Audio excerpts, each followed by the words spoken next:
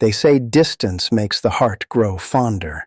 But when one half of the world's most publicity-hungry couple flees Vancouver just moments before Valentine's Day, leaving the other to close the Invictus games in solitary confinement, one has to wonder if the heart is actually growing colder or if the brand is simply growing fractured. While the Montecito PR machine frantically churned out archival proofs of affection to silence the deafening whispers of a rift, a single quiet photograph from Norfolk spoke volumes about what genuine, enduring partnership actually looks like without the need for a Netflix crew. Good evening, and thank you for joining me for this discussion. It has been a rather revealing week, hasn't it? We have just witnessed a masterclass in the difference between performative celebrity and royal duty. Let us look at the facts, stripping away the sugary coating the Sussex PR team tries to force-feed us. Prince Harry was in Vancouver for the Invictus Games, a project that is, admittedly, his one remaining triumph. One would expect, given their penchant for hand-holding and back-rubbing on stage, that the Duchess would remain by his side for the duration, especially over a holiday that commercializes romance. Yet she did not. Meghan was on a plane back to California, leaving Harry to face the closing ceremonies alone. Naturally, this raised eyebrows. It is not just about a flight schedule. It is about the optics. A well-placed source suggests that the sudden departure was not entirely due to missing the children, as the official narrative claims. We have heard that tune before. When things get difficult, or when the spotlight isn't quite flattering enough, there is a tendency to retreat to the controlled environment of Montecito. The timing, frankly, was disastrous. You have a husband championing veterans, and the wife who has made their great love story the cornerstone of their commercial viability flies the coop on the most romantic day of the year. The tabloids predictably scented blood in the water. The headlines about a cooling-off period or a trial separation began to circulate with ferocious speed. And how did the Duchess respond? Did she ignore it as a confident woman in a secure marriage might? No. She panicked. Or rather, her social media strategy panicked. We were treated to a leaked photo, conveniently appearing on social media channels sympathetic to the Sussex cause. It was an archival shot, note that word, archival, of a kiss. A grainy, artistic throwback moment captioned with a saccharine sentiment about missing her Valentine. It feels incredibly defensive, doesn't it?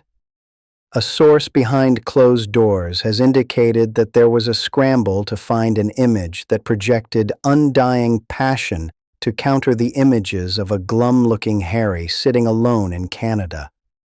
It is the digital equivalent of shouting, "We are happy," in a crowded room when nobody asked. Happy couples, particularly those married for years with children, do not generally feel the need to prove their affection to strangers on the internet unless they are selling something. And make no mistake, Harry and Meghan are always selling something. Their currency is their relationship. If the public stops believing in the Romeo and Juliet narrative, the contracts dry up.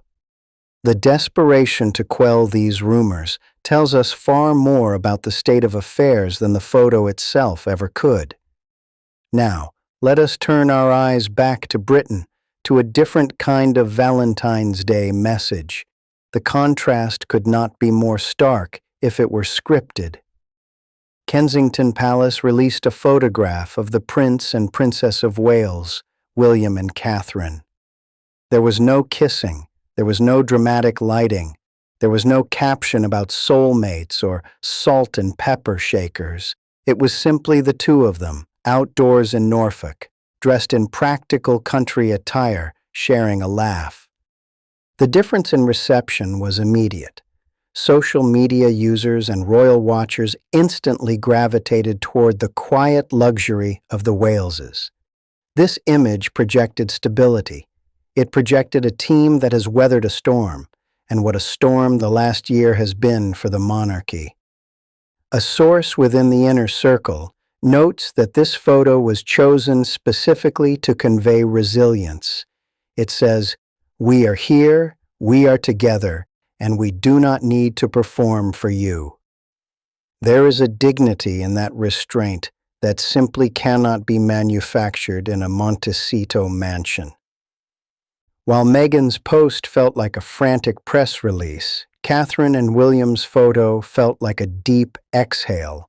It reminded the public that while the Sussexes are playing reality TV games, the Waleses are securing the future of the institution. The Hollywood dramatism that Meghan brings to the table, the strategic leaks, the perfectly timed paparazzi walks, the emotional Instagram captions, is beginning to look exhausted. It feels dated. It feels like 2020.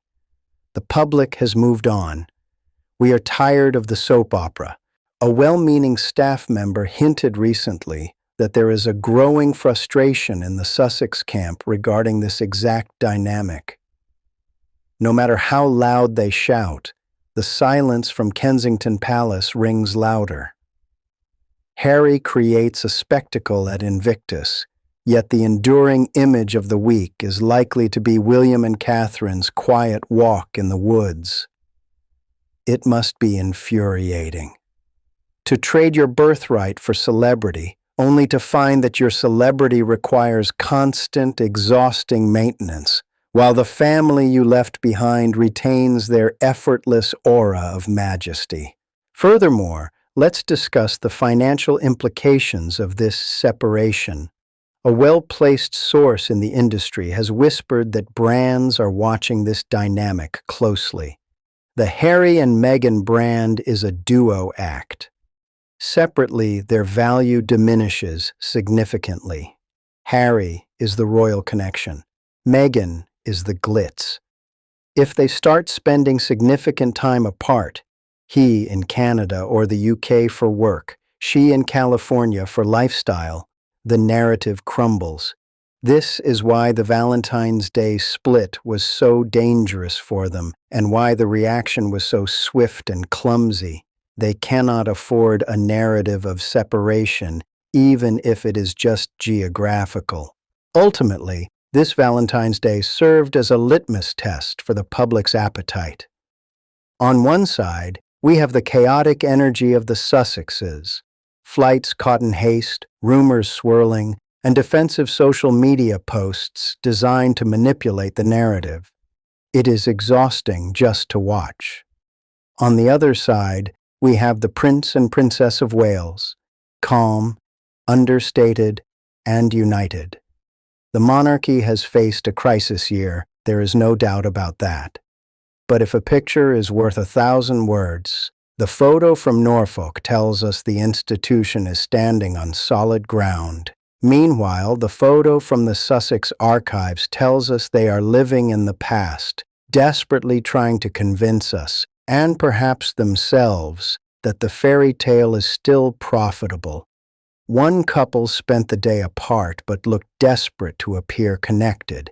The other was simply together, and frankly, looking at the polls and the comments, I think we all know which version of love the public prefers to believe in.